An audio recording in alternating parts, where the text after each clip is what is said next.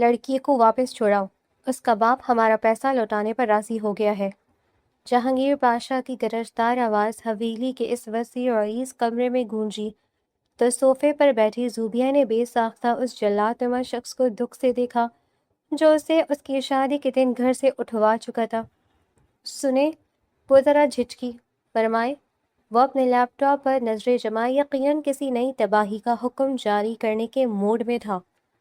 اس کی آواز میں ایک سرد مہری اور غضب کی کاٹ تھی۔ آپ مجھے کل چھوڑ دیں ورنہ میرے بابا اس درندے سے میری شادی کروا دیں گے، زوبیہ نے اپنی تمام تر ہمت جمع کرتے ہوئے کہا۔ جہانگیر کے ٹائپنگ کرتے ہاتھ اچانک رک گئے۔ اس نے آہستہ سے گردن موڑی اور آنکھوں میں شدید تحیر بھرے اس لڑکی کی نم آنکھوں میں دیکھا۔ کسی اور کو پسند کرتی ہو؟ وہ نہ جانے کیوں اس کی ذاتی زندگی میں اتنی دلچسپی دکھانے لگا تھا۔ نہیں، مگر میں کسی عزت دار شخص کے ساتھ کی خواہش رکھتی ہوں۔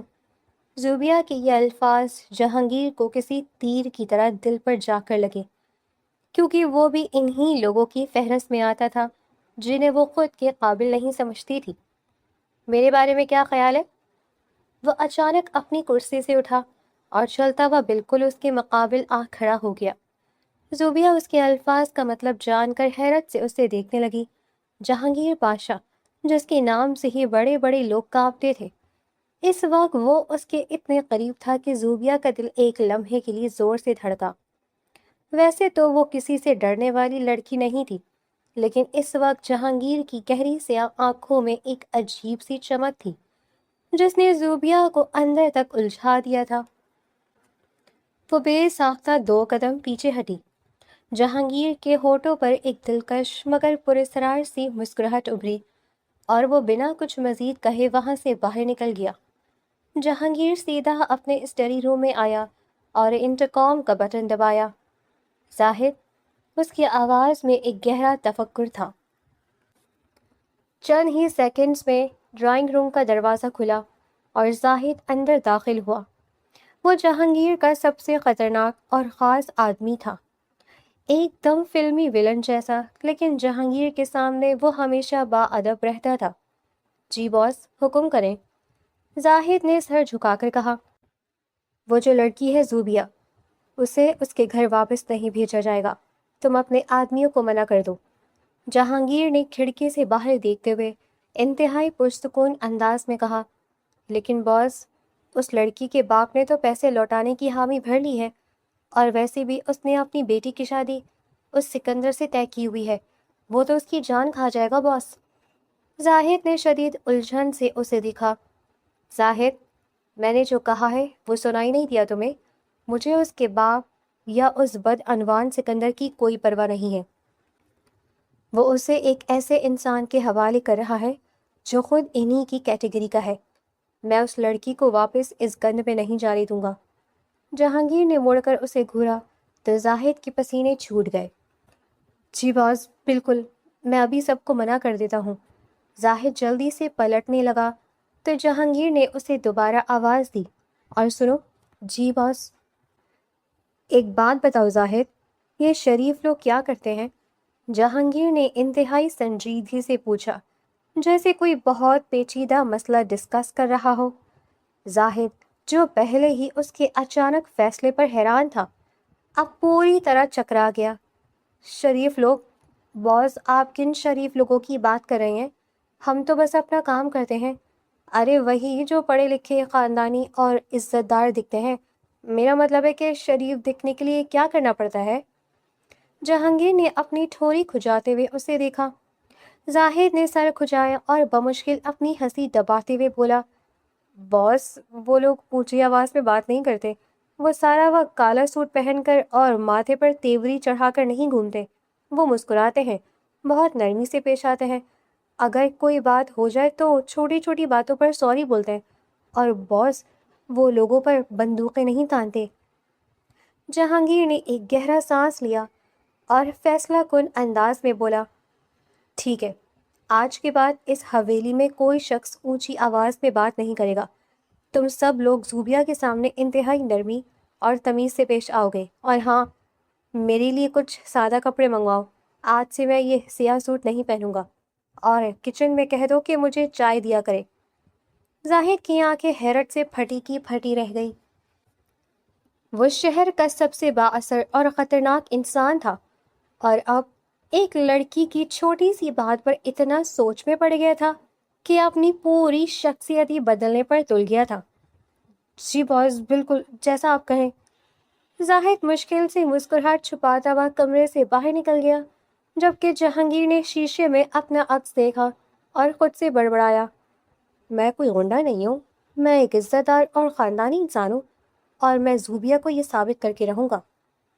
اگلے دن حویلی کا ماحول مکمل طور پر بدل چکا تھا۔ جہانگیر کو اچانک احساس ہوا تھا کہ اس کے گھر میں تو کوئی عورت ہے ہی نہیں، اس کی امی تو حیات نہیں تھی، نہ ہی کوئی بہن تھی، تو حویلی کا سارا سٹاف مردوں پر ہی مشتمل تھا۔ زوبیہ کی بھی ماں وفات پا چکی تھی، اور وہ اپنے باپ کی اکلوتی بیٹی تھی۔ جہانگیر نہیں چاہتا تھا کہ وہ یہاں مردوں کے بیچ خود کو غیر محفوظ یا اکیلا محسوس کرے۔ اس نے اسی وقت زاہد کو حکم دے کر کچھ فیمیل اسٹاف کا انتظام کروایا۔ شام کے وقت حویلی میں 2 نئی خادمائیں کام پر آ گئیں۔ جہانگیر نے ان میں سے ایک، جس کا نام صبا تھا، اسے اپنے اسٹڈی روم میں بلوایا۔ صبا خوف کے مارے کانپ رہی تھی، کیونکہ اس نے جہانگیر پاشا کی دہشت کے قصے سن رکھے تھے۔ جی سر، صبا نے ڈرتے ڈرتے نظریں جھکا کر کہا۔ جہانگیر اپنی کرسی پر بیٹھا انتہائی سنجیدہ نظر آ رہا تھا۔ یہ بتاؤ کہ لڑکیوں کو کیا پسند ہوتا ہے؟ میرا مطلب ہے انہیں کس چیز کی ضرورت ہوتی ہے؟ السلام علیکم ویورز، کیسے ہیں آپ؟ Welcome to your favourite channel. Viewers, زندگی میں کچھ حادثات ایسے ہوتے ہیں جو کہ بہت گہرا سبق دے جاتے ہیں۔ اگر آپ ایسی ہی سبق آموز کہانیاں پسند کرتے ہیں تو یہ چینل آپ ہی کے لیے ہے۔ ابھی اس چینل کو سبسکرائب کر لیں اور بیل آئیکن کو پریس کر لیں تاکہ آنے والی ہر ایک سبق آموز کہانی سے آپ محظوظ ہو سکیں۔ آئیں آج کی کہانی کو سنتے ہیں۔ اور وہ کن چیزوں سے کمفرٹیبل محسوس کرتی ہیں؟ صبا نے حیرت سے سر اٹھا کر اس خطرناک آدمی کو دیکھا جو اس سے یہ معصومانہ سوال پوچھ رہا تھا۔ سر، لڑکیوں کو شاپنگ پسند ہوتی ہے، انہیں چاکلیٹس، پھول، کتابیں اور خوبصورت کپڑے اچھے لگتے ہیں، اور سر وہ چاہتی ہیں کہ کوئی ان کی بات دھیان سے سنے، ان کی تعریف کرے اور ان سے بہت نرم لہجے میں بات کرے۔ صبا نے جلدی جلدی سارا علم جھاڑ دیا۔ جہانگیر نے انتہائی غور سے اس کی ایک ایک بات سنی اور ذہن نشین کر لی۔ ٹھیک ہے، تم جا سکتی ہو، اور سنو، زوبیہ کا خاص خیال رکھنا، اسے کسی چیز کی کمی نہیں ہونی چاہیے۔ کچھ ہی دیر بعد زوبیہ اپنے کمرے سے باہر نکلی تو وہ حویلی کا نقشہ بدلا ہوا دیکھ کر ٹھٹک گئی۔ کوئی بھی گارڈ وہاں اپنی مخصوص گن لے کر نہیں کھڑا تھا، بلکہ سب انتہائی پرسکون انداز میں بغیر کسی شور کے اپنا کام کر رہے تھے۔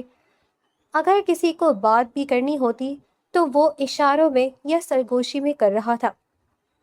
زوبیہ حیرانی سے یہ سب دیکھتی ہوئی لاؤنج کی طرف بڑھی تو وہاں صوفے پر بیٹھے شخص کو دیکھ کر اس کی آنکھیں کھلی کی کھلی رہ گئیں۔ جہانگیر پاشا نے اپنا مخصوص سیاہ سوٹ اتار کر ایک ہلکے نیلے رنگ کا سادہ سا کرتا شلوار پہنا ہوا تھا۔ اس کے بال، جو ہمیشہ ایک مخصوص انداز میں سیٹ ہوتے تھے، آج وہ قدرے بکھرے ہوئے تھے اور ماتھے پر گر رہے تھے، جس نے اس کی سخت گیر شخصیت کو ایک نہایت معصوم اور کیوٹ سا لک دے دیا تھا۔ وہ زوبیہ کو دیکھتے ہی کھڑا ہوا اور اس کے چہرے پر ایک نہایت ہی مصنوعی اور زبردستی کی مسکراہٹ تھی۔ السلام علیکم، آپ کیسی ہیں؟ آپ کو کسی چیز کی ضرورت تو نہیں ہے؟ اس نے اپنی گرجدار آواز کو حد سے زیادہ نرم اور مدھم کرنے کی کوشش کرتے ہوئے پوچھا۔ زوبیہ کو اس کی اس حرکت پر اتنی زور کی ہنسی آئی کہ اسے فوراً اپنے ہونٹ کاٹنے پڑے۔ ایک انتہائی خطرناک اور رعبدار انسان کو یوں ایک معصوم بچہ بننے کی کوشش کرتے دیکھ کر وہ بمشکل اپنی ہنسی کنٹرول کر رہی تھی۔ نہیں، مجھے کسی چیز کی ضرورت نہیں ہے۔ زوبیہ نے رخ موڑتے ہوئے ہنسی چھپانے کی بھرپور کوشش کی۔ جہانگیر نے فوراً پیچھے کھڑے زاہد کو آنکھوں سے اشارہ کیا۔ زاہد آگے بڑھا اور اس کے ہاتھ میں ایک بہت بڑی سی ٹوکری تھی جو مہنگی ترین چاکلیٹس، گلاب کے پھولوں اور کچھ خوبصورت کتابوں سے بھری ہوئی تھی۔ یہ سب آپ کے لیے ہے میڈم۔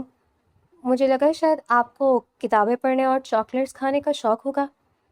جہانگیر نے وہ ٹوکری زوبیہ کی طرف بڑھاتے ہوئے انتہائی شرافت سے کہا۔ زوبیہ نے ایک نظر اس ٹوکری کو دیکھا اور پھر جہانگیر کے معصوم بنے چہرے کو۔ وہ سوچ رہی تھی کہ یہ آدمی جتنا خطرناک نظر آتا ہے اتنا ہے نہیں۔ یہ کتنا سینسٹیو ہے کہ میری ایک بات کو اتنا دل پر لے لیا کہ اس نے مجھے ثابت کرنے کے لیے اپنا پورا حلیہ اور انداز ہی بدل ڈالا۔ شکریہ، لیکن آپ شاید بھول گئے ہیں کہ آپ مجھے یہاں اغوا کر کے لائے ہیں۔ زوبیہ نے ٹوکری پکڑتے ہوئے دھیرے سے کہا، ہم سب کا ایسے ہی خیال رکھتے ہیں۔ پیچھے کھڑا زاہد آہستہ سے جہانگیر کے قریب ہوا اور اس کے کان میں سرگوشی کی۔ باس، آپ نے سوری تو بولا ہی نہیں۔ شریف لوگ تو بات بات پر سوری بولتے ہیں۔ جہانگیر نے مڑ کر زاہد کو ایک غضبناک نظروں سے گھورا اور پھر زوبیہ کی طرف دیکھ کر ایک دم سے اپنے چہرے پر مسکراہٹ سجا لی۔ آئی ایم سوری، اگر آپ کو یہ چاکلیٹس پسند نہیں آئی تو میں کل کچھ اور منگوا لوں گا۔ جہانگیر نے زاہد کے مشورے پر عمل کرتے ہوئے فوراً کہا۔ اس بار زوبیہ سے بالکل کنٹرول نہیں ہوا اور اس کے ہونٹوں پر ایک بے ساختہ اور دلکش مسکراہٹ پھیل گئی۔ اس کی مسکراہٹ دیکھ کر جہانگیر کا دل ایک لمحے کے لیے دھڑکنا ہی بھول گیا۔ اسے لگا جیسے وقت تھم گیا ہو۔ وہ کتنی خوبصورت لگ رہی تھی مسکراتے ہوئے۔ جہانگیر کو پہلی بار احساس ہوا کہ شرافت کا یہ ناٹک اتنا بھی برا نہیں ہے اگر اس کے بدلے اسے روزانہ یہ خوبصورت مسکراہٹ دیکھنے کو ملے۔ زوبیہ جلدی سے وہاں سے اپنے کمرے کی طرف چلی گئی، لیکن اس کے دل میں جہانگیر کے لیے ڈر کی جگہ اب ایک عجیب سی نرمی اور کشش نے لے لی تھی۔ وہ جان گئی تھی کہ یہ شخص بظاہر جتنا بھی سخت ہے، اندر سے اصولوں والا ہے۔ زوبیہ کا باپ ایک انتہائی چالاک اور مفاد پرست انسان تھا جو صرف اپنے فائدے کے لیے اپنی ہی بیٹی کا سودا کر رہا تھا۔ زوبیہ کو یہ بات اندر ہی اندر کھا رہی تھی، لیکن اس حویلی میں رہتے ہوئے اب وہ کافی کمفرٹیبل ہو چکی تھی۔ وہ اپنے روزمرہ کے کام خود کرتی اور حویلی کے ملازمین سے بھی گھل مل گئی تھی۔ اگلے دن کی دوپہر تھی۔ زوبیہ کچن میں شیلف کے پاس کھڑی اپنے لیے کافی بنا رہی تھی۔ حویلی میں مکمل خاموشی تھی اور کچن کا سارا اسٹاف بھی باہر گیا ہوا تھا۔ اچانک اسے اپنے پیچھے کسی کے قدموں کی آہٹ محسوس ہوئی۔ اس نے پلٹ کر دیکھا تو جہانگیر کھڑا تھا۔ اس نے آج بھی ایک سفید رنگ کا سادہ سوٹ پہنا ہوا تھا اور اس کے چہرے پر وہی کل والی کیوٹ اور ہچکچاہٹ بھری مسکراہٹ تھی۔ وہ دھیرے دھیرے چلتا ہوا اس کے قریب آیا۔ زوبیہ نے کافی کا مگ ہاتھ میں پکڑا اور اسے سوالیہ نظروں سے دیکھنے لگی۔ جہانگیر نے شیلف کے ساتھ ٹیک لگائی اور تھوڑی دیر خاموشی سے اسے دیکھتا رہا۔ کیا میں اتنا برا ہوں کہ ایک عزت دار لڑکی مجھے پسند نہیں کر سکتی؟ جہانگیر نے اچانک انتہائی ہچکچاتے ہوئے مگر گہری نظروں سے اس کی آنکھوں میں دیکھتے ہوئے پوچھا۔ اس کے اس غیر متوقع اور اتنے معصومانہ سوال پر زوبیہ ایک بار پھر بے ساختہ ہنس پڑی۔ اس کی ہنسی کی کھنکھناہٹ کچن میں گونجی تو جہانگیر کے چہرے پر بھی ایک سچی مسکراہٹ ابھر آئی۔ زوبیہ نے ہنستے ہوئے اپنا کافی کا مگ اٹھایا اور اس کی آنکھوں میں آنکھیں ڈال کر بڑی بے باکی سے بولی، عزت دار لوگ ڈرا دھمکا کر شادیاں نہیں کرتے اور نہ ہی کسی کو اٹھوا کر اپنے گھر میں قید کرتے ہیں۔ جہانگیر نے اس کی بات کا بالکل برا نہیں منایا، بلکہ وہ تھوڑا اور قریب ہوا اور مسکرا کر بولا، تو پھر میں شرافت سے رشتہ مانگنے کا طریقہ سیکھ لیتا ہوں۔ ویسے بھی زاہد مجھے شرافت کی کافی اچھی ٹریننگ دے رہا ہے۔ زوبیہ اس کی بات پر مسکرا کر سر جھٹکتی ہوئی وہاں سے کچن کے دروازے کی طرف بڑھ گئی، لیکن اس کے دل کی دھڑکن بے ترتیب ہو چکی تھی۔ اسے یہ انسان اب اچھا لگنے لگا تھا کیونکہ وہ جان چکی تھی کہ جہانگیر اصل میں کیسا ہے۔ ان کے درمیان یہ ہنسی مذاق اور مسکراہٹیں ایک بہت ہی خوبصورت اور گہری محبت کی بنیاد بن رہی تھی۔ گو کہ زوبیہ ابھی اس بات کو ماننے کے لیے تیار نہیں تھی، اور نہ ہی جہانگیر نے ابھی تک اپنے جذبات کا مکمل ادراک کیا تھا، لیکن دونوں کے دل ایک دوسرے کے لیے دھڑکنے لگے تھے، اور جہانگیر دل ہی دل میں قسم کھا چکا تھا کہ وہ زوبیہ کو کبھی بھی اس کے باپ اور اس گھٹیا سکندر کے حوالے نہیں کرے گا، چاہے اسے اس کے لیے کوئی بھی قیمت کیوں نہ چکانی پڑے۔ اگلی صبح حویلی میں ایک عجیب سا سکون اور نیا پن تھا۔ نتاشا اب اس ماحول میں اتنی رچ بس گئی تھی کہ اسے محسوس ہی نہیں ہوتا تھا کہ وہ یہاں کسی کی قید میں ہے، بلکہ سچ تو یہ تھا کہ وہ یہاں اپنے گھر سے زیادہ آزاد اور محفوظ محسوس کر رہی تھی۔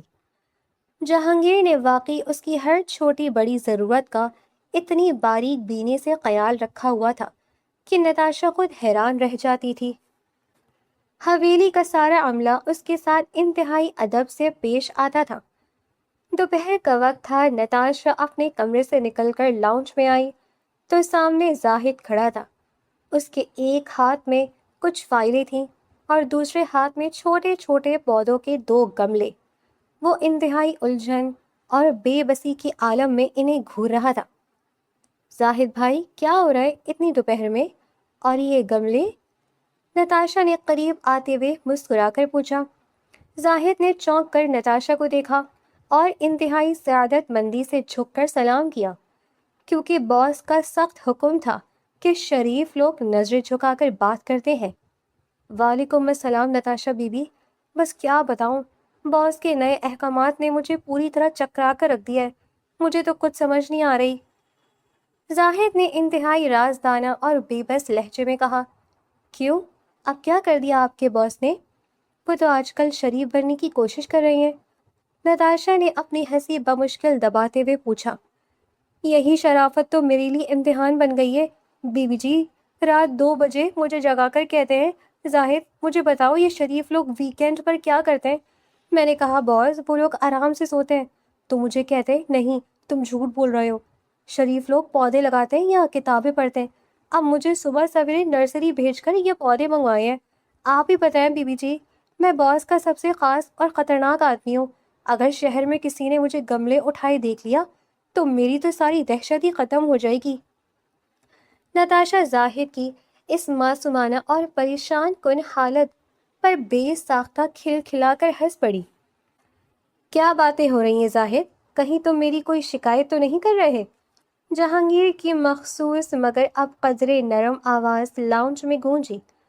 نتاشا نے مڑ کر دیکھا۔ جہانگیر نے آج ہلکے گرے رنگ کا انتہائی شاندار اور سادہ سا سوٹ پہنا ہوا تھا۔ اس کے ماتھے پر اب وہ پرانی تیوری نہیں تھی، بلکہ ایک پرسکون اور دلکش انداز تھا۔ نتاشا کو دیکھ کر اس کے قدموں کی رفتار مدھم ہو گئی۔ نہیں باس، میں تو بس نتاشا بی بی کو یہ گملہ دکھا رہا تھا۔ زاہد نے گھبرا کر صفائی دی۔ ٹھیک ہے تم جاؤ اور انہیں باغیچے میں رکھواؤ۔ جہانگیر نے اسے سنجیدگی سے حکم دیا اور زاہد فوراً وہاں سے کھسک گیا۔ جہانگیر چلتا ہوا نتاشا کے بالکل قریب آیا۔ اس کی گہری سیاہ آنکھوں میں ایک عجیب سی چمک تھی۔ یہ زاہد کسی دن مجھ سے ڈانٹ کھائے گا۔ میں نے اسے منع کیا تھا کہ آپ کو ان پودوں کے بارے میں نہ بتائیں۔ میں دراصل آپ کے لیے ایک چھوٹا سا سرپرائز پلان کر رہا تھا۔ جہانگیر نے ہچکچاتے ہوئے کہا۔ سرپرائز میرے لیے؟ وہ کیوں؟ نتاشا نے حیرت سے اپنی بڑی بڑی آنکھوں سے اسے دیکھا۔ کیونکہ میں نے کل ہی ایک کتاب میں پڑھا ہے کہ شریف اور عزت دار لوگ اپنی پسندیدہ شخصیات کو چھوٹی چھوٹی خوشیاں دیتے ہیں۔ جہانگیر نے بغیر نظریں چرائے سیدھا نتاشا کی آنکھوں میں دیکھتے ہوئے کہا۔ پسندیدہ شخصیات؟ نتاشا کے منہ سے بے ساختہ نکلا اور اس کی دھڑکنیں ایک دم سے بے ترتیب ہو گئی۔ جی، ویسے آپ کو پھول پسند ہے؟ مجھے زاہد نے بتایا تھا کہ لڑکیوں کو پھول بہت پسند ہوتے ہیں، تو میں سوچ رہا تھا کہ حویلی کے باغیچے میں آپ کے پسندیدہ پھول لگوائے جائیں۔ جہانگیر کا انداز اتنا پرخلوص تھا کہ نتاشا جھینپ گئی۔ مجھے گلاب بہت پسند ہے۔ نتاشا نے نظریں جھکاتے ہوئے دھیرے سے کہا۔ بہترین، میں آج ہی زاہد کو شہر کی سب سے اچھی نرسری بھیجتا ہوں۔ جہانگیر نے ایک مسحور کن مسکراہٹ کے ساتھ کہا اور اپنے اسٹڈی روم کی طرف بڑھ گیا۔ نتاشا وہیں کھڑی مسکراتی رہی۔ ان دونوں کے درمیان یہ خاموش لیکن گہرا رشتہ اب ہر گزرتے دن کے ساتھ مضبوط ہو رہا تھا۔ اسی شام نتاشا حویلی کے پچھلے حصے میں موجود وسیع و عریض باغیچے میں ٹہلنے نکل آئی۔ ٹھنڈی ہوا چل رہی تھی اور ماحول بہت خوشگوار تھا۔ وہ کیاریوں کے پاس چلتے چلتے اچانک رکی کیونکہ وہاں ایک پرانے اور جھریوں زدہ چہرے والے بزرگ بڑی محبت سے پودوں کی کاٹ چھاٹ کر رہے تھے۔ نتاشا کی فطرت چونکہ ملنسار تھی، وہ فوراً ان کے قریب چلی گئی۔ السلام علیکم بابا جی، میں نے آپ کو پہلے کبھی نہیں دیکھا یہاں، آپ نئے آئے ہیں؟ نتاشا نے نہایت نرمی سے پوچھا۔ ویورز، میں جانتی ہوں آپ کہانی میں کھوئے ہوئے تھے، لیکن آپ یوٹیوب کی پالیسی کو بھی جانتے ہیں۔ اس کی وجہ سے کہانی کے درمیان میں ہمیں آپ سے ضرور بات چیت کرنی پڑتی ہے، اور ہماری محنت جو ہم آپ کے لیے بہت سبق آموز اور اچھی کہانیاں لے کر آتے ہیں، تو ضرور ہمارے چینل کو سبسکرائب کریں اور بیل آئیکن کو پریس کر لیں، ویڈیو کو لائک بھی کریں اور اسے شیئر بھی کریں۔ آئیں کہانی کی جانب چلتے ہیں۔ بزرگ نے اپنا کام روکا اور مڑ کر نتاشا کو دیکھا۔ ان کے چہرے پر ایک شفیق سی مسکراہٹ آ گئی۔ وعلیکم السلام بیٹا، میرا نام فضل ہے، سب مجھے بابا فضل کہتے ہیں۔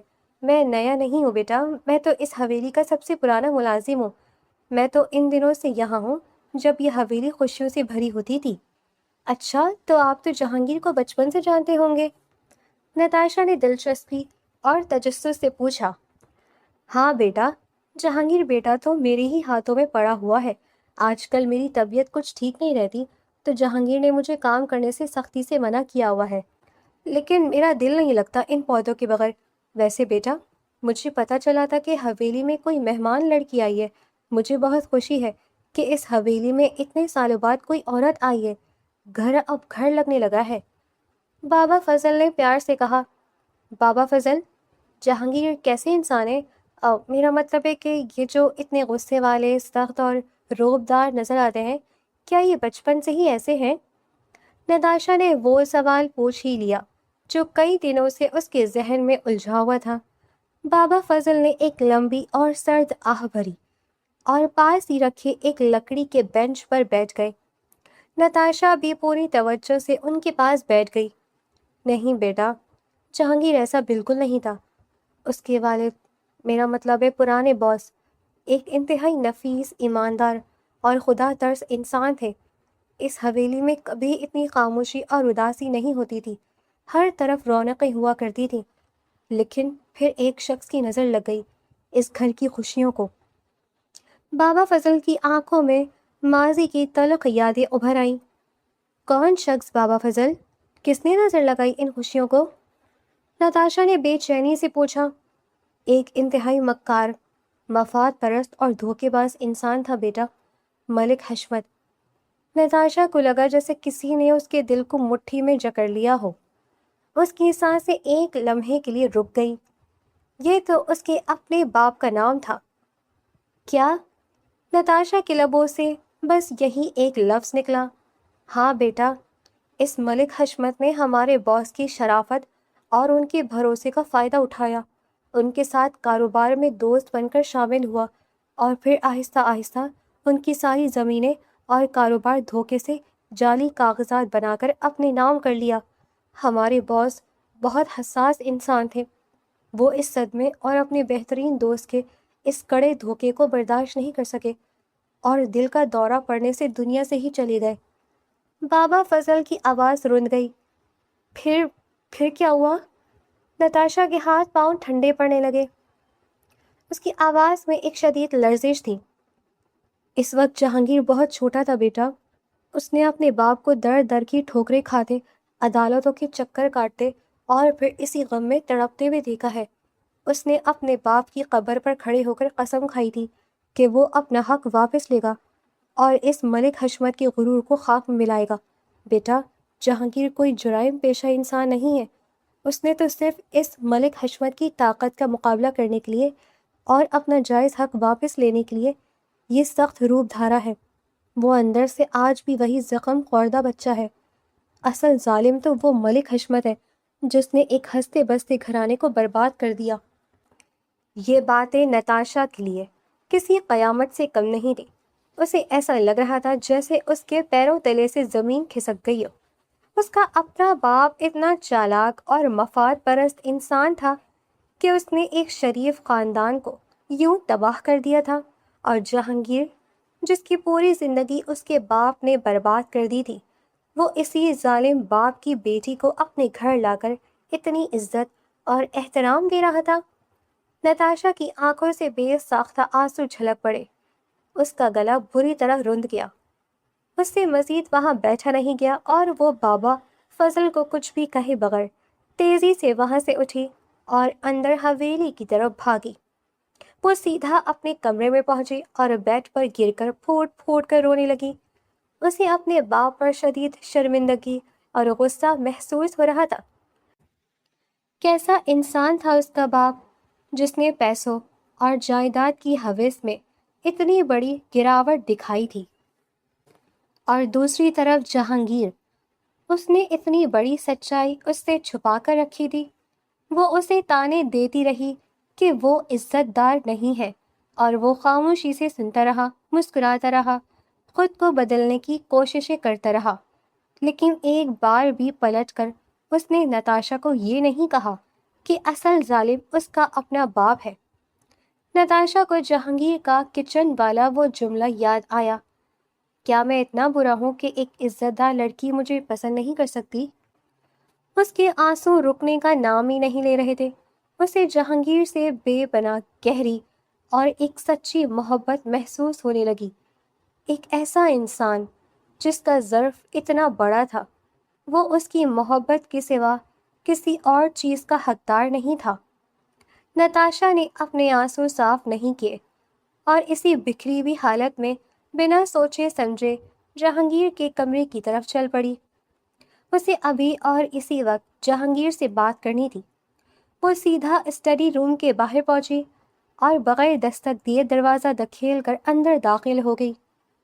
جہانگیر صوفے پر بیٹھا لیپ ٹاپ پر کچھ کام کر رہا تھا۔ نتاشا کے تیز قدموں کی آہٹ اور دروازے کے یوں کھلنے پر اس نے فوراً سر اٹھایا۔ نتاشا کو یوں روتے ہوئے آنسوؤں سے تر چہرے کے ساتھ دیکھ کر جہانگیر کے چہرے کا رنگ اڑ گیا۔ وہ تیزی سے اپنی جگہ سے اٹھا اور چند ہی قدموں میں اس کے بالکل سامنے آ کھڑا ہوا۔ نتاشا، کیا ہوا؟ آپ رو کیوں رہی ہیں؟ کسی نے کچھ کہا ہے آپ کو؟ مجھے بتائیں، کس کی اتنی جرأت ہوئی؟ جہانگیر کی گرجدار آواز میں ایک شدید فکر مندی اور بے چینی تھی۔ نتاشا کچھ نہ بول سکی اور وہیں پاس رکھے صوفے پر گرنے کے انداز میں بیٹھی اور اپنے چہرے کو ہاتھوں میں چھپا کر سسکنے لگی۔ جہانگیر کا دل اس کے یوں رونے پر کٹ کر رہ گیا۔ وہ نتاشا کے بالکل قریب بیٹھا اور حد سے زیادہ نرمی سے بولا، نتاشا پلیز مجھے بتائیں کیا بات ہے؟ آپ اس طرح رو رہی ہیں، میری تو جان نکل رہی ہے۔ کیا مجھ سے کوئی غلطی ہو گئی ہے یا کسی ملازم نے؟ آپ نے مجھے بتایا کیوں نہیں جہانگیر؟ نتاشا نے روتے ہوئے سسکیوں کے درمیان دھیرے سے اپنے ہاتھ چہرے سے ہٹائے اور اپنی سرخ آنکھوں سے اسے دیکھا۔ کیا نہیں بتایا میں نے نتاشا؟ جہانگیر نے نہ سمجھی اور پریشانی سے پوچھا، آپ نے مجھے یہ کیوں نہیں بتایا کہ میرے بابا نے آپ کے ساتھ، آپ کے خاندان کے ساتھ کیا کیا ہے؟ نتاشا کے ان الفاظ نے جہانگیر کو جیسے ساکت کر دیا۔ اس کی آنکھوں میں ایک لمحے کے لیے شدید حیرت ابھری۔ نتاشا میری بات سنیں۔ نہیں جہانگیر، میں کتنی بیوقوف ہوں۔ میں آپ کو تانے دیتی رہی کہ آپ عزت دار نہیں ہیں، آپ ظالم ہیں، اور آپ میری کڑوی باتیں سن کر مسکراتے رہے، میرے لیے اپنے آپ کو بدلتے رہے، شرافت سیکھتے رہے۔ آپ نے ایک بار بھی مجھے پلٹ کر یہ تانا نہیں دیا کہ اصل ظالم اور دھوکے باز تو میرا اپنا باپ ہے۔ آپ نے مجھے اغوا کر کے بھی اتنی عزت دی اور میں… نتاشا کی آواز دوبارہ ہچکیوں میں دب گئی۔ جہانگیر کی آنکھوں میں ایک گہرا دکھ چھا گیا۔ اس نے ایک طویل سانس لی اور انتہائی درد بھرے مگر پرسکون لہجے میں بولا، میں تمہیں تمہارے باپ کی غلطیوں کا بوجھ نہیں دینا چاہتا تھا نتاشا، لیکن کیوں؟ آپ نے اتنی بڑی بات مجھ سے کیوں چھپائی؟ آپ کو تو مجھ سے نفرت کرنی چاہیے تھی۔ میرے باپ نے آپ سے آپ کا بچپن چھین لیا، نتاشا نے تڑپ کر کہا۔ کیونکہ تم بیٹیاں اپنے باپ کو اپنا ہیرو سمجھتی ہو۔ تمہارے لیے تمہارا باپ دنیا کا سب سے اچھا انسان ہوتا ہے، اور میں نہیں چاہتا تھا کہ تمہاری نظروں میں تمہارے باپ کا وہ خوبصورت عکس ٹوٹے۔ میں تمہیں اس اذیت اور تکلیف میں نہیں دیکھ سکتا تھا نتاشا۔ جہانگیر کے ایک ایک لفظ میں اتنی سچائی اور گہرائی تھی کہ نتاشا مبہوت رہ گئی۔ آپ مجھے تکلیف نہیں دینا چاہتے تھے اور خود اتنی بڑی تکلیف اکیلے سہتے رہے۔ مجھ سے زیادہ خوش نصیب کون ہوگی جسے آپ جیسا عظیم اور ظرف والا انسان ملا۔ نتاشا نے روتے ہوئے کہا۔ میری طرف دیکھیں نتاشا، جہانگیر نے حد درجہ نرمی سے کہا۔ نتاشا نے اپنی بھیگی ہوئی پلکیں اٹھا کر اسے دیکھا۔ جو گزرا وہ میرا اور حشمت صاحب کا معاملہ تھا نتاشا، اس میں تمہارا کوئی قصور نہیں ہے۔ اس میں تمہارا کوئی قصور نہیں ہے۔ تم تو وہ روشنی ہو جو میری اس تاریک اور ویران حویلی میں آئی ہے۔ میں نے تمہیں اس دن اغوا صرف اس لیے کیا تھا کیونکہ میں جانتا تھا کہ وہ سکندر کیسا گھٹیا انسان ہے، اور میں حشمت صاحب کی بیٹی کو کسی صورت اس جہنم میں نہیں جانے دے سکتا تھا۔ جہانگیر نے پہلی بار اپنے دل کی بات اتنی وضاحت سے کہی تھی۔ جہانگیر، نتاشا کی آواز میں اب ایک عجیب سا سکون تھا۔ نتاشا، آپ کو اس سب کے لیے شرمندہ ہونے کی یا رونے کی بالکل ضرورت نہیں ہے۔ میں نے جو کچھ بھی اپنا روح بدلا یا شرافت سیکھنے کی کوشش کی، وہ سب میں نے سچے دل سے کیا، کیونکہ مجھے آپ کی مسکراہٹ بہت پسند ہے اور میں اسے ہمیشہ دیکھنا چاہتا ہوں۔ جہانگیر کی اس رومانوی اور گہری بات پر نتاشا کے روتے ہوئے چہرے پر بے ساختہ ایک ہلکی سی مسکراہٹ آ گئی۔ جہانگیر نے مسکرا کر ایک گہرا سانس لیا اور تھوڑا سا شوخ لہجے میں بولا، اور ویسے بھی زاہد کہتا ہے کہ شریف لوگ اپنی ہونے والی بیوی کی ہر بات مانتے ہیں اور اسے بالکل رونے نہیں دیتے۔ نتاشا نے حیرت اور خوشی کے ملے جلے تاثرات کے ساتھ جہانگیر کو دیکھا۔ کیا مطلب ہونے والی بیوی؟ جہانگیر نے بڑے حتمی اور پرکشش انداز میں کہا۔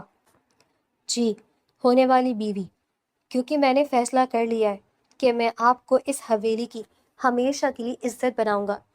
بس ذرا ایک بار میری یہ شرافت کی ٹریننگ مکمل ہو جائے، پھر باقاعدہ اور شریفانہ طریقے سے رشتہ بھیجوں گا۔ کیا خیال ہے آپ کا؟ نتاشا کے دل کی تمام الجھنیں اور دکھ اس ایک لمحے میں جیسے ہوا ہو گئے تھے۔ وہ جانتی تھی کہ یہ انسان اس کے لیے کتنا پرفیکٹ ہے۔ نتاشا نے ہنستے ہوئے اپنے آنسو صاف کیے اور محبت بھری نظروں سے اسے دیکھا۔ ان دونوں کے درمیان موجود ہر غلط فہمی آج مٹ چکی تھی، اور اب اس حویلی میں ایک بے حد خوبصورت اور سچے رشتے کا آغاز ہو چکا تھا۔ آپ کو کچھ سیکھنے کی ضرورت نہیں ہے، آپ پہلے سے ہی ایک شریف انسان ہیں۔ اگر یہ سچ ہے تو پھر آپ کو اس شریف انسان کی ایک التجا ماننی پڑے گی۔ جہانگیر نے اپنی گہری سیاہ آنکھوں سے نتاشا کی آنکھوں میں جھانکتے ہوئے کہا۔ کون سی شرط؟ نتاشا نے دھڑکتے دل کے ساتھ پوچھا۔ کہ آج کے بعد آپ ان خوبصورت آنکھوں سے ایک آنسو بھی نہیں گرنے دیں گی، کیونکہ زاہد کہتا ہے کہ شریف لوگ اپنی ہونے والی بیوی کو ہمیشہ ہنستا ہوا رکھتے ہیں، اسے رونے کا کوئی موقع نہیں دیتے۔ جہانگیر کی اس نہایت معصومانہ لیکن شدت سے بھری بات پر نتاشا بے ساختہ کھل کھلا کر ہنس پڑی۔ آپ کا یہ زاہد آپ کو شرافت کم اور فلرٹ کرنا زیادہ سکھا رہا ہے، نتاشا نے ہنستے ہوئے کہا۔ شاید، لیکن اگر اس فلرٹ کے بدلے مجھے آپ کی یہ مسکراہٹ روز دیکھنے کو ملے تو میں یہ ٹریننگ ساری زندگی لینے کو تیار ہوں۔ جہانگیر تھوڑا سا مزید اس کے قریب ہوا تو نتاشا کے چہرے پر حیا کی لالی چھا گئی۔ ان کا یہ خوبصورت لمحہ ابھی جاری ہی تھا کہ اسٹڈی روم کا دروازہ تیزی سے کھلا اور زاہد اندر داخل ہوا۔ اس کے چہرے پر ہوائیاں اڑ رہی تھیں۔ باس بہت گڑبڑ ہو گئی ہے، زاہد ہاپتا ہوا بولا۔ کیا ہوا زاہد، تم اتنے گھبرائے ہوئے کیوں ہو؟ میں نے تمہیں منع کیا تھا نا کہ دروازہ کھٹکھٹائے بغیر اندر مت آیا کرو، شریف لوگ تمیز کا خیال رکھتے ہیں۔ جہانگیر نے سنجیدگی سے اسے ٹوکا۔ باس، شرافت کو اپنی سائڈ پر رکھے، وہ ملک حشمت اور وہ 2 کوڑی کا سکندر اپنے بہت سارے آدمیوں کے ساتھ حویلی کے مین گیٹ پر پہنچ گئے ہیں۔ وہ نتاشا بیوی کو لینے آئے ہیں۔ سکندر نے نہ جانے کیسے اپنے تعلقات استعمال کر کے ہماری لوکیشن ٹریس کر لی ہے۔ زاہد نے جلدی جلدی ساری بات بتائی۔ یہ سنتے ہی نتاشا کے چہرے کا رنگ اڑ گیا اور اس کے دل میں ایک انجانا سا خوف بیٹھ گیا۔ جہانگیر نے یہ تبدیلی فوراً محسوس کر لی۔ اس نے نتاشا کا ہاتھ اپنے مضبوط ہاتھ میں تھاما۔ آپ نے بالکل نہیں گھبرانا نتاشا، جب تک میں یہاں ہوں دنیا کی کوئی طاقت آپ کو اس حویلی سے نہیں لے جا سکتی۔ آپ میرے پیچھے رہیں۔ جہانگیر کی گرجدار اور پر اعتماد آواز نے نتاشا کے دل کو ایک عجیب سا حوصلہ دیا۔ وہ تینوں لاؤنج کی طرف بڑھے تو سامنے سے ملک حشمت اور سکندر اپنے آدمیوں کے ساتھ اندر داخل ہو رہے تھے۔ حویلی کے گارڈز نے انہیں گھیر رکھا تھا، لیکن جہانگیر نے ہاتھ کے اشارے سے اپنے گارڈز کو پیچھے ہٹنے کا حکم دیا۔ جہانگیر پاشا، اپنی حد میں رہو اور میری بیٹی کو شرافت سے میرے حوالے کر دو۔ تم نے میری بیٹی کو شادی کے دن اٹھا کر بہت بڑی غلطی کی ہے۔ ملک حشمت نے اونچی آواز میں دھمکی آمیز لہجے میں کہا۔ جہانگیر نے انتہائی پرسکون انداز میں اپنے کوٹ کے بٹن بند کیے اور ایک قدم آگے بڑھ کر بولا، حشمت صاحب، آپ کی بیٹی یہاں میری مہمان ہے اور شریف لوگ اپنے مہمانوں کو یوں کسی کے حوالے نہیں کرتے۔ آپ کو جو بھی غلط فہمی ہے اسے آرام سے بیٹھ کر دور کیا جا سکتا ہے۔ ارے او پاشا، زیادہ شرافت کا بھاشن مت دے مجھے۔ نتاشا میری منگیتر ہے اور آج ہی میری اور اس کی شادی ہوگی۔ سکندر نے آگے بڑھ کر رونق سے کہا اور پھر نتاشا کی طرف دیکھ کر اس کی آنکھوں میں چمک آ گئی۔ وہ نتاشا کو دیکھ کر دل ہی دل میں بہت خوش ہو رہا تھا کہ اسے بیٹھے بٹھائے اتنی خوبصورت لڑکی مل رہی تھی۔ تم فکر مت کرو نتاشا ڈارلنگ، میں تمہیں لینے آ گیا ہوں۔ میں جانتا ہوں اس نے تمہیں یہاں زبردستی قید کر کے رکھا ہوا ہے۔ تم بس میرے ساتھ چلو، آج ہی ہماری شادی ہوگی اور میں تمہیں دنیا کی ہر خوشی دوں گا۔ سکندر نے نہایت گھٹیا انداز میں مسکراتے ہوئے کہا۔ نتاشا کو اس کی بات پر شدید غصہ آیا۔ اپنی یہ بکواس اپنے پاس رکھو سکندر، تم جیسے مفاد پرست انسان کے ساتھ میں ایک پل بھی نہیں گزار سکتی۔ تم میرے لیے کسی عذاب سے کم نہیں ہو۔ ملک حشمت کو لگا کہ شاید نتاشا جہانگیر کے ڈر سے ایسا کہہ رہی ہے۔ نتاشا، تم ڈرو مت بیٹا، تم باپ کے پیچھے آ جاؤ۔ مجھے پتا ہے اس پاشا نے تمہیں دھمکا کر رکھا ہوا ہے، اس نے زبردستی تمہیں اپنے پیچھے کھڑا کیا ہوا ہے۔ تم بس میرے پاس آؤ، میں دیکھتا ہوں یہ تمہارا کیا بگاڑتا ہے۔ نتاشا نے ایک نظر جہانگیر کو دیکھا جو بالکل پرسکون کھڑا تھا۔ نتاشا نے ایک لمبا سانس لیا اور جہانگیر کے پیچھے سے نکل کر بالکل سامنے کھڑی ہو گئی۔ میں کسی سے نہیں ڈر رہی بابا، اور آپ کو کس نے کہا کہ میں یہاں قید ہوں یا کسی نے مجھے زبردستی یہاں رکھا ہوا ہے؟ نتاشا کی آواز لاؤنج میں گونجی۔ تو پھر تم یہاں کیا کر رہی ہو؟ گھر چلو میرے ساتھ فوراً۔ حشمت نے غصے سے کہا، میں اب کہیں نہیں جا سکتی بابا، کیونکہ میں نے اپنی مرضی سے جہانگیر پاشا کے ساتھ نکاح کر لیا ہے اور اب میں اس حویلی کی عزت ہوں۔ یہ میرے شوہر ہیں اور اب میرا جینا مرنا اسی حویلی میں ہوگا۔ نتاشا نے سب کی آنکھوں میں آنکھیں ڈال کر انتہائی اعتماد سے اعلان کیا۔ یہ سننا تھا کہ لاؤنج میں موجود ہر شخص سکتے میں آ گیا۔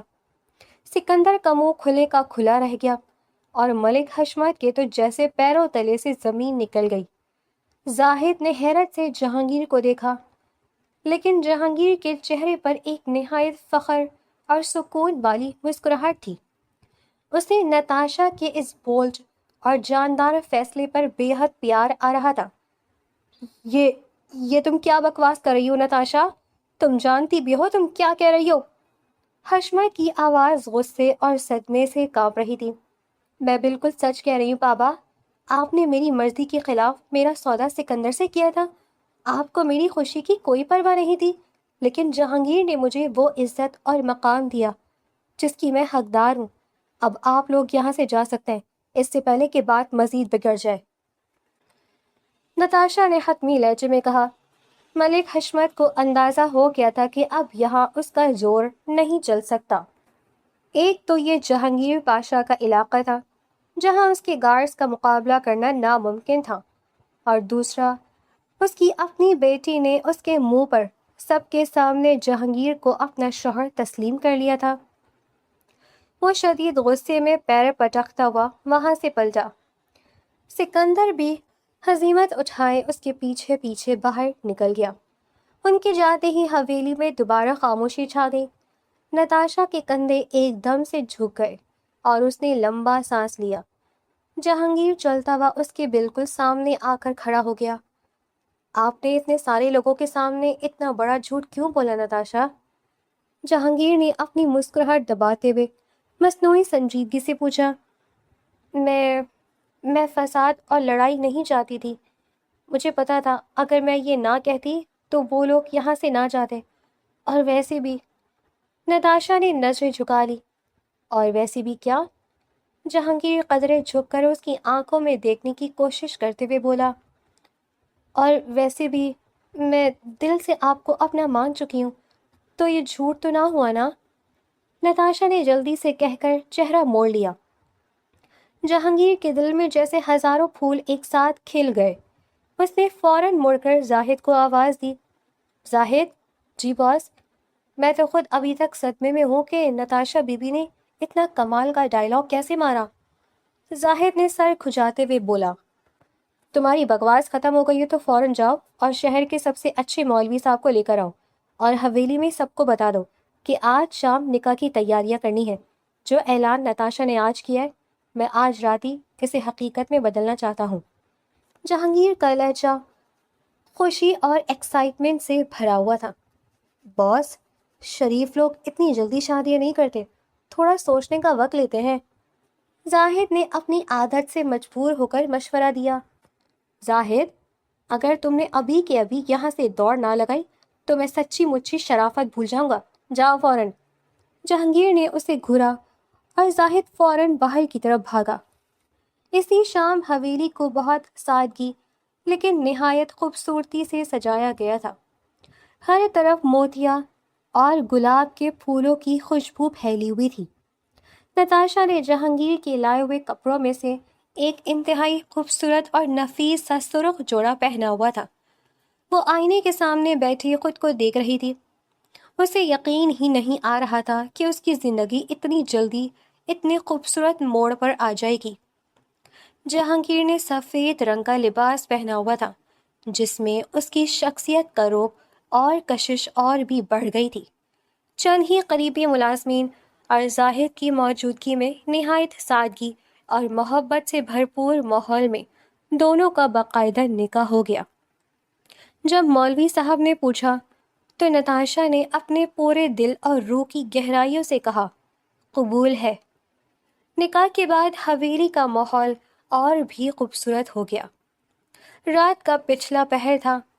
نتاشا کا کمرہ جس میں اب وہ جہانگیر کی باقاعدہ بیوی بن کر موجود تھی، اسے گلاب کی پتیوں اور موم بتیوں سے سجایا گیا تھا۔ نتاشا بیڈ کے کنارے بیٹھی ہوئی تھی۔ اس کا دل زور زور سے دھڑک رہا تھا۔ کمرے کا دروازہ کھلا اور جہانگیر اندر داخل ہوا۔ اس کے ہاتھ میں ایک چھوٹا سا سرخ ڈبہ تھا۔ وہ چلتا ہوا نتاشا کے بالکل سامنے آ کر رکا اور انتہائی محبت بھری نظروں سے اسے دیکھا۔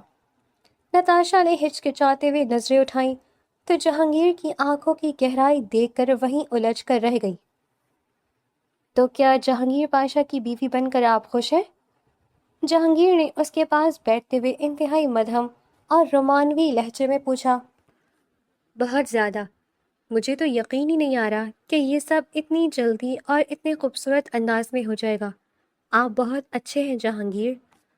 نتاشا نے سچے دل سے کہا، میں اچھا نہیں ہوں نتاشا، بس آپ نے مجھے اچھا بننے پر مجبور کر دیا ہے۔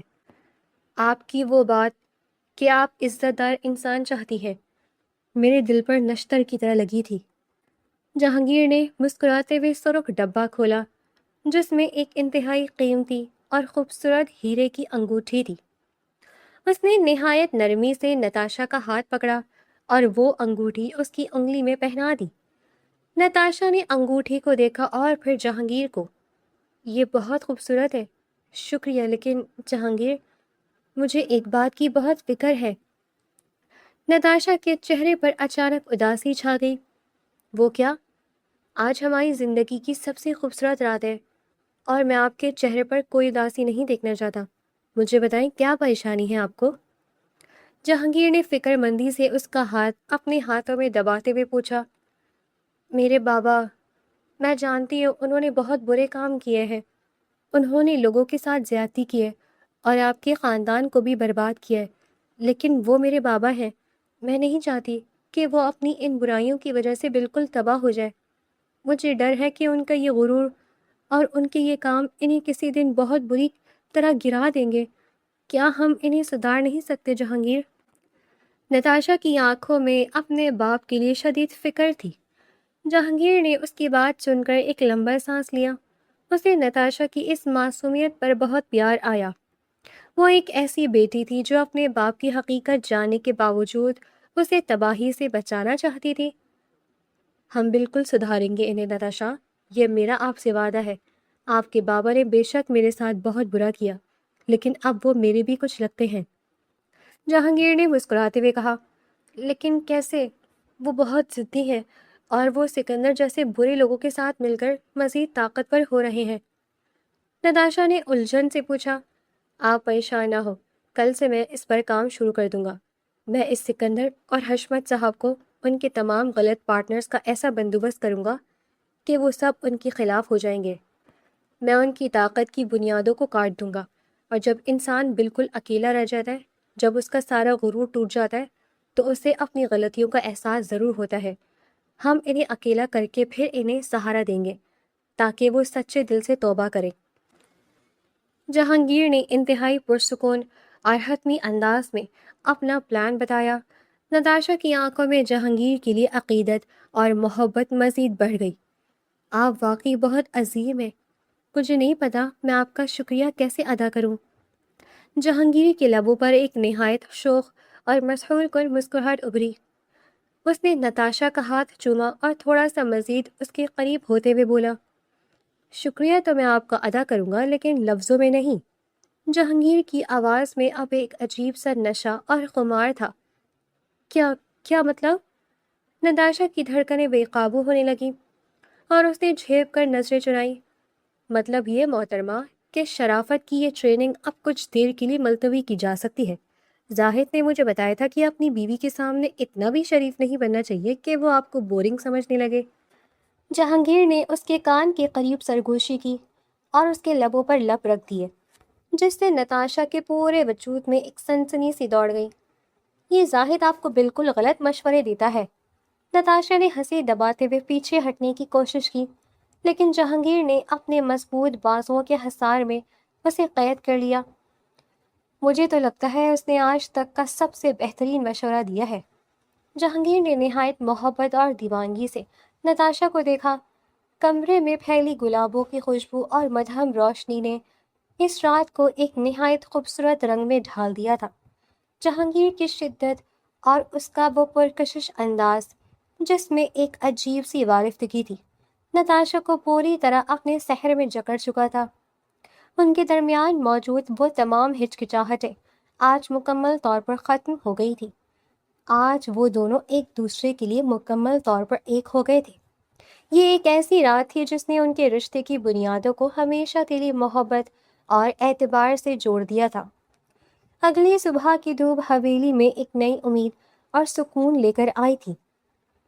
نتاشا اور جہانگیر کی زندگی کا ایک نیا اور نہایت خوبصورت باب شروع ہو چکا تھا، لیکن جہانگیر کو اپنا وہ وعدہ اچھی طرح یاد تھا جو اس نے پچھلی رات نتاشا سے کیا تھا. اس نے ناشتہ کرنے کے فوراً بعد زاہد کو اپنے اسٹڈی روم میں بلوایا. زاہد، مجھے ملک حشمت اور اس کے تمام پارٹنرز کی مکمل ڈیٹیلز چاہیے. خاص طور پر اس سکندر کی ساری کچی چٹیاں نکالو. ہم نے حشمت صاحب کو سدھارنا ہے، لیکن اس کے لیے پہلے ان کا غرور توڑنا اور ان کی طاقت کی بنیادیں ہلانا بہت ضروری ہے. جہانگیر نے اپنی مخصوص سنجیدگی سے حکم دیا. باس، میں نے تو پہلے ہی سارا کام کر رکھا ہے. وہ سکندر جو حشمت صاحب کا دایاں ہاتھ بنا پھرتا ہے، وہ اصل میں اندر ہی اندر ان کی جڑیں کاٹ رہا ہے. اس نے مارکیٹ میں حشمت صاحب کے نام پر بہت سی 2 نمبر ڈیلز کی ہیں اور سارا پیسہ اپنے پرسنل اکاؤنٹس میں ٹرانسفر کر رہا ہے. اگر ہم یہ ثبوت باقی پارٹنرز تک پہنچا دیں تو حشمت صاحب کا سارا نیٹ ورک راتوں رات تباہ ہو جائے گا۔ زاہد نے ایک موٹی سی فائل ٹیبل پر رکھتے ہوئے پورے جوش سے بتایا، بہترین، تم آج ہی یہ ساری فائلیں اور ثبوت ان کے انویسٹر تک پہنچا دو۔ انہیں پتہ چلنا چاہیے کہ سکندر ان کا پیسہ لے کر بھاگنے والا ہے اور حشمت صاحب کو اس کی بھنک تک نہیں ہے۔ جب پیسہ ڈوبتا نظر آئے گا تو وہ سب حشمت صاحب کی جان کو آ جائیں گے اور پھر سکندر بھی اپنا اصلی رنگ دکھائے گا۔ جہانگیر کی گہری آنکھوں میں ایک تیز چمک تھی۔ وہ بغیر کوئی گولی چلائے اپنا سب سے بڑا وار کرنے جا رہا تھا۔ اگلے چند دنوں میں جہانگیر کی اس زبردست حکمت عملی نے اپنا رنگ دکھانا شروع کر دیا۔ جہانگیر نے بڑی خاموشی اور ذہانت سے سکندر کے خلاف ایسے پختہ ثبوت مارکیٹ میں پھیلائے کہ حشمت کے تمام پارٹنرز میں کھلبلی مچ گئی۔ انہوں نے حشمت صاحب سے اپنے پیسے کی واپسی کا مطالبہ شروع کر دیا۔ سکندر، جو کہ پہلے ہی ایک مفاد پرست اور بزدل انسان تھا، جب اس نے دیکھا کہ حشمت کا جہاز اب ڈوبنے والا ہے تو وہ ان کا بچا کچا پیسہ اور جائیداد کے کاغذات لے کر راتوں رات ملک سے فرار ہو گیا۔ ایک ہفتے بعد ملک حشمت اپنے عالیشان گھر کے بڑے سے ڈرائنگ روم میں سر پکڑے بیٹھا تھا۔ اس کے ارد گرد موجود گارڈز، نوکر اور چاپلوس سب غائب ہو چکے تھے، کیونکہ انہیں تنخواہ دینے کے لیے اس کے پاس پھوٹی کوڑی نہیں بچی تھی۔ حشمت کا فون بجا، اسکرین پر سکندر کا نمبر چمک رہا تھا۔ اس نے جلدی سے فون اٹھایا۔ سکندر، تم کہاں ہو؟ پارٹنرز نے میرے سر پر ہنگامہ کھڑا کیا ہوا ہے۔ وہ مجھ پر فراڈ کے کیس کر رہے ہیں۔ تم نے میرا سارا پیسہ کہاں غائب کر دیا ہے؟ تم میرے ہونے والے داماد تھے اور تم نے ہی میری پیٹھ میں چھرا گھونپ دیا۔ حشمت کی آواز میں شدید گھبراہٹ، غصہ اور بے بسی تھی۔ ارے حشمت صاحب، اب کون سا داماد اور کون سے پارٹنرز؟ آپ کا سارا غرور اور طاقت اب میرے بینک اکاؤنٹ میں ہے۔ آپ نے کیا سوچا تھا کہ میں آپ کی اس بیٹی کے لیے رکا ہوا تھا جو پہلے ہی کسی اور کے نام کی ہو چکی ہے؟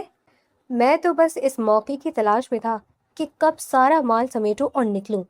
آپ کا سارا کاروبار تو میں نے مہینوں پہلے کھوکھلا کر دیا تھا۔ اب آپ جیل کی ہوا کھائیں اور مجھے بھول جائیں۔ سکندر نے ایک شیطانی قہقہہ لگاتے ہوئے فون کاٹ دیا۔ فون حشمت کے کانپتے ہاتھوں سے چھوٹ کر زمین پر گر گیا۔ اس کا سارا غرور، اس کی طاقت، اس کی چالاکیاں سب مٹی میں مل چکا تھا۔ وہ اس دنیا میں بالکل اکیلا رہ گیا تھا۔ اچانک اسے وہ وقت یاد آنے لگا جب اس نے جہانگیر کے باپ، اپنے سب سے اچھے دوست کے ساتھ بالکل یہی سب کیا تھا۔ قدرت نے آج اس کے ساتھ وہی کھیل کھیلا تھا۔ مکافات عمل نے اسے اسی مقام پر لا کھڑا کیا تھا جہاں کبھی اس نے جہانگیر کے باپ کو لاوارث چھوڑا تھا۔ اسی شام حشمت کے گھر کے باہر گاڑیاں رکنے کی آوازیں آئیں۔ حشمت نے ہاری ہوئی اور بے نور نظروں سے دروازے کی طرف دیکھا۔ اسے لگا شاید پارٹنرز کے بھیجے ہوئے پولیس والے اسے گرفتار کرنے آ گئے ہیں، لیکن دروازے پر جہانگیر اور نتاشا کو کھڑے تھے۔ حشمت نے شرمندگی اور بے بسی سے سر جھکا لیا۔ اسے لگا کہ وہ دونوں آج اس کی بربادی کا تماشا دیکھنے اور اسے اس کی اوقات یاد دلانے آئے ہیں۔ آ جاؤ، آ جاؤ، تم دونوں بھی میرا مذاق اڑا لو۔ دیکھ لو میری حالت۔ تم نے اپنا بدلہ لے لیا جہانگیر پاشا۔ آج ملک حشمت زمین پر پڑا ہے اور تم جیت گئے ہو۔ تم نے ثابت کر دیا کہ تم مجھ سے زیادہ طاقتور ہو۔ حشمت کی آواز میں شدید کڑواہٹ اور شکست تھی۔ اس کی آنکھوں سے آنسو بہہ رہے تھے، لیکن نتاشا سے اپنے باپ کی یہ بے بسی اور حالت نہیں دیکھی گئی۔ وہ تیزی سے آگے بڑھی اور اپنے باپ کی گلے لگ گئی۔ بابا، پلیز ایسا مت کہیں۔ ہم آپ کا مذاق اڑانے نہیں آئے۔ ہم آپ کو اس حال میں نہیں دیکھ سکتے۔ نتاشا روتے ہوئے بولی۔ حشمت حیرت سے نتاشا کو دیکھنے لگا اور پھر اس کی نظر جہانگیر پر پڑی، جو بالکل پرسکون اور تمکنت سے کھڑا تھا۔ اس کی آنکھوں میں کوئی تکبر یا انتقام کی آنکھ نہیں تھی۔ حشمت صاحب، شریف لوگ گرے ہوئے دشمن پر وار نہیں کرتے، اور آپ تو اب میرے دشمن ہیں بھی نہیں۔ آپ میری نتاشا کے بابا ہیں اور میری بیوی کی عزت میری عزت ہے۔ جہانگیر چلتا ہوا ان کے بالکل قریب آیا اور انتہائی نرمی سے بولا، تم مجھ پر ہنسنے نہیں آئے؟ میں نے تمہارے باپ کے ساتھ تمہارے ساتھ کتنا برا کیا۔ تمہارا بچپن، تمہارا سارا حق چھین لیا، اور آج جب قدرت نے مجھ سے سب کچھ چھین لیا ہے، میرے اپنے مفاد پرست کتوں نے مجھے نوچ لیا ہے، تو تم مجھے تانا دینے کے بجائے سہارا دینے آئے ہو۔ تم مجھے مار کیوں نہیں دیتے جہانگیر؟ حشمت کی آواز شدت جذبات سے پھٹ رہی تھی اور وہ بچوں کی طرح پھوٹ پھوٹ کر رو رہا تھا۔ جو ہوا سو ہوا۔ میں نے اپنے باپ کی قبر پر جو قسم کھائی تھی وہ آپ کو برباد کرنے کی نہیں تھی، بلکہ اپنا حق واپس لینے کی تھی۔ میں نے آپ کے تمام پارٹنرز کا قرضہ اپنی جیب سے اتار دیا ہے۔ اب آپ پر کوئی فراڈ کا کیس نہیں ہوگا اور نہ ہی کوئی پولیس آئے گی۔ میں آپ کو بالکل اکیلا نہیں چھوڑوں گا۔ آپ میرے سر کا تاج ہے، لیکن میری ایک شرط ہے۔ جہانگیر نے انتہائی سنجیدگی اور بڑے پن سے کہا، کیسی شرط بیٹا؟ اب تو میرے پاس تمہیں دینے کے لیے کچھ نہیں بچا، میں تو کنگال ہو چکا ہوں۔ حشمت نے روتے ہوئے ہاتھ جوڑے تو جہانگیر نے فوراً آگے بڑھ کر اس کے ہاتھ پکڑ لیے۔ مجھے آپ سے کچھ نہیں چاہیے بابا، شرط یہ ہے کہ آپ کو ان تمام غریب لوگوں کو ان کا حق اور زمینیں واپس کرنی ہوں گی جن پر آپ نے ناجائز قبضے کیے ہیں۔ آپ کو اپنے تمام برے کام چھوڑ کر سچی توبہ کرنی ہوگی۔ اگر آپ اپنی پرانی غلطیوں کو سدھار لیں تو نتاشا اور میں آپ کو ہمیشہ کے لیے معاف کر دیں گے۔ ہم آپ کو اپنے ساتھ حویلی لے کر جائیں گے۔ جہانگیر کے ایک ایک لفظ میں اتنی سچائی تھی کہ حشمت کا دل مکمل طور پر موم ہو گیا۔ اس شخص نے غرور اور دولت کے نشے میں اپنی پوری زندگی گزاری تھی، لیکن آج اسے سچی عزت اور خاندانی ہونے کا اصل مطلب سمجھ آ گیا تھا۔ وہ جہانگیر کے سامنے گھٹنوں کے بل بیٹھ گیا۔ مجھے معاف کر دو بیٹا، میں بہت اندھا ہو گیا تھا۔ میں نے اپنے دوست کی پیٹھ میں خنجر گھونپا اور تم نے مجھے ذلیل ہونے سے بچا لیا۔ میں وعدہ کرتا ہوں جہانگیر، میں وعدہ کرتا ہوں کہ کل ہی سب کے حقوق واپس کروں گا اور تمہاری ساری زمینیں، سارا کاروبار جو میں نے غصب کیا تھا وہ تمہارے نام کروں گا۔ میں سچی توبہ کرتا ہوں، آج سے تم میرے دشمن نہیں، تم میرے بیٹے ہو۔ حشمت نے اٹھ کر جہانگیر کو مضبوطی سے گلے لگا لیا۔ جہانگیر نے بھی ایک سچے اور عظیم انسان کا مظاہرہ کرتے ہوئے اسے سہارا دیا۔ نتاشا کی آنکھوں میں خوشی کے آنسو تھے کہ اس کا باپ اب سدھر چکا تھا۔ جہانگیر نے واقعی اپنا وعدہ پورا کیا تھا۔ اس نے حشمت کو برباد نہیں کیا تھا، بلکہ اسے ایک نیا اور سچا انسان بنا دیا تھا۔ کچھ مہینے گزر چکے تھے، حالات اب بالکل بدل گئے تھے۔ حشمت صاحب حویلی میں ہی ان کے ساتھ شفٹ ہو گئے تھے۔ انہوں نے اپنے تمام غلط کام چھوڑ کر سچی توبہ کر لی تھی اور اپنا سارا وقت اب عبادت اور نیکی کے کاموں میں گزارتے تھے۔ جہانگیر کو اس کا خاندانی ورثہ اور جائیداد واپس مل چکی تھی۔ حالانکہ جہانگیر کو ان چیزوں کی کوئی خاص طلب نہیں تھی، اس کی نظر میں اس کی سب سے بڑی دولت تو نتاشا کی محبت تھی۔ ایک شام نتاشا لاؤنج میں بیٹھی کوئی کتاب پڑھ رہی تھی کہ جہانگیر ہاتھ میں چائے کے 2 مگ لیے اندر داخل ہوا۔ اس نے احتیاط سے ایک مگ نتاشا کے سامنے میز پر رکھا اور خود اس کے بالکل ساتھ صوفے پر بیٹھ گیا۔ یہ کیا؟ آج شہر کے سب سے خطرناک انسان جہانگیر پاشا خود اپنے ہاتھوں سے چائے بنا کر لائے ہیں؟ نتاشا نے حیرت اور خوشی سے مگ اٹھاتے ہوئے نہایت شرارت سے پوچھا۔ زاہد نے مجھے بتایا تھا کہ ایک عزت دار اور شریف شوہر اپنی بیوی کے لیے اپنے ہاتھوں سے چائے بناتا ہے، خاص طور پر شام کے وقت۔ جہانگیر نے انتہائی معصومیت اور مصنوعی سنجیدگی سے جواب دیا، لیکن اس کی آنکھوں میں ایک گہری شرارت چمک رہی تھی۔ اوہ، تو یہ سب زاہد کی ٹریننگ کا نتیجہ ہے؟ مجھے تو لگا شاید آپ کو مجھ سے سچی محبت ہو گئی ہے۔ نتاشا نے جان بوجھ کر اسے چھیڑنے کے انداز میں کہا۔ جہانگیر نے اپنا چائے کا مگ ٹیبل پر واپس رکھا اور تھوڑا سا نتاشا کی طرف جھک کر اس کی آنکھوں میں پوری شدت سے دیکھا۔ محبت تو بہت چھوٹی چیز ہے نتاشا، مجھے تو آپ سے دیوانگی اور عقیدت ہو گئی ہے، اور یہ چائے زاہد کے کہنے پر نہیں بلکہ اپنے دل کے کہنے پر بنائی ہے۔ بس مجھ سے یہ مت پوچھیے گا کہ کچن کا آج میں نے کتنا نقصان کیا ہے اور کتنے کپ توڑے ہیں۔ اس کی اس معصومانہ بات پر نتاشا بے ساختہ کھل کھلا کر ہنس پڑی۔ اس کی وہ بے ساختہ اور مدھر ہنسی جہانگیر کے دل کے ہر تار کو چھیڑ گئی۔ آپ ہمیشہ ایسی ہی ہنستی رہا کریں نتاشا، کیونکہ جب آپ مسکراتی ہیں تو مجھے لگتا ہے کہ میں نے دنیا کی ہر جنگ جیت لی ہے۔ जहांगीर ने मुस्कुराते हुए कहा, और नताशा के चेहरे पर हया की एक खूबसूरत सुर्खी छा गई। वैसे बाबा आज बहुत खुश लग रहे थे। वो मुझे कह रहे थे कि इन्हें जहांगीर की सूरत में एक सच्चा और फर्माबरदार बेटा मिल गया है। आपने वाकई उनका दिल जीत लिया है।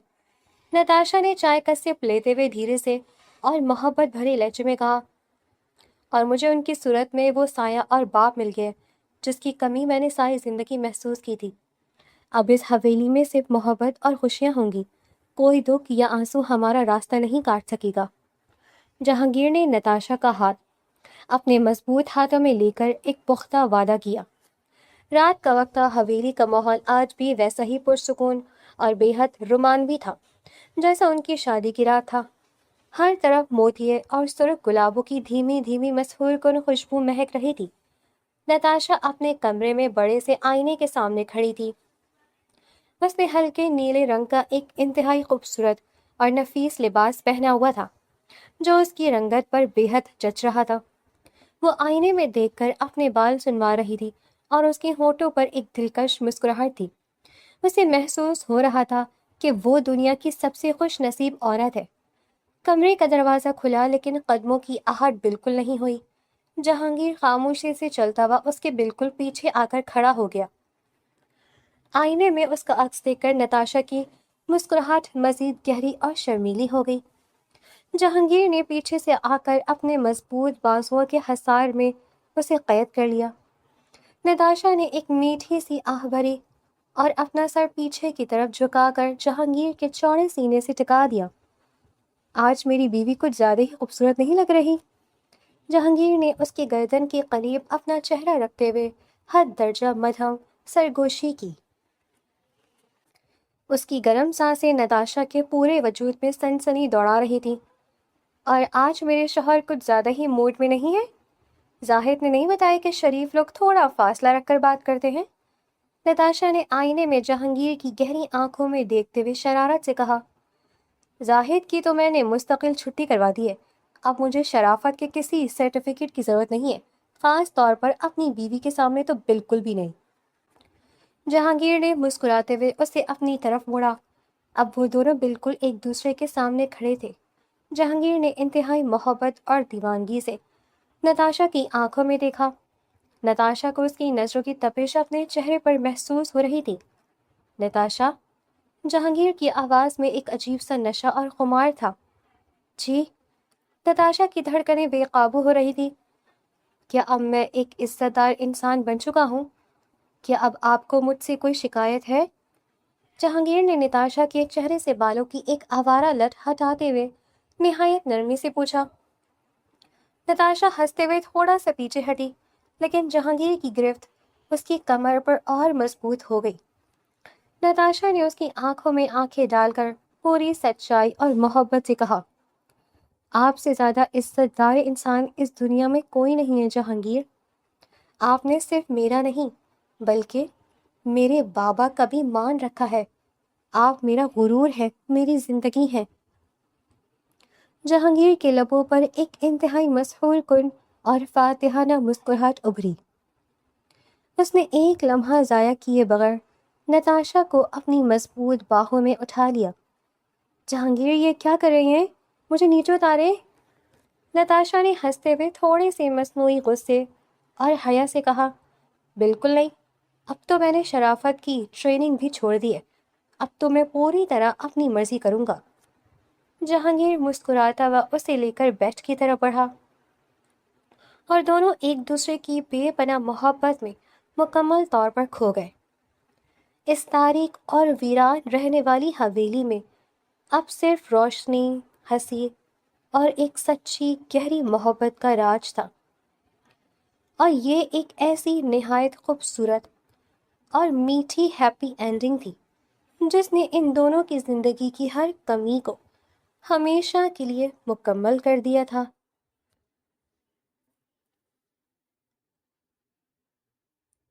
बहुत बहुत शुक्रिया व्यूअर्स आपका आखिर तक हमारा साथ देने के लिए। यकीनन आज की कहानी से आपने अपनी जिंदगी के लिए एक गहरा सबक हासिल किया होगा। अगर आपने अपनी जिंदगी के लिए एक अच्छा नमूना और सबक हासिल किया है तो हमारे चैनल को सब्सक्राइब करें ہماری کہانی آپ کو پسند آئی ہے تو کامنٹس باکس میں ضرور بتائیں. اس کو اپنے دوستوں کے ساتھ بھی شیئر کریں اور ویڈیو کو لائک بھی کریں. اور بہت جلد ایک نئی کہانی ایک نئے قصے کے ساتھ آپ کے سامنے حاضر ہوں گے. تب تک کے لیے اللہ حافظ.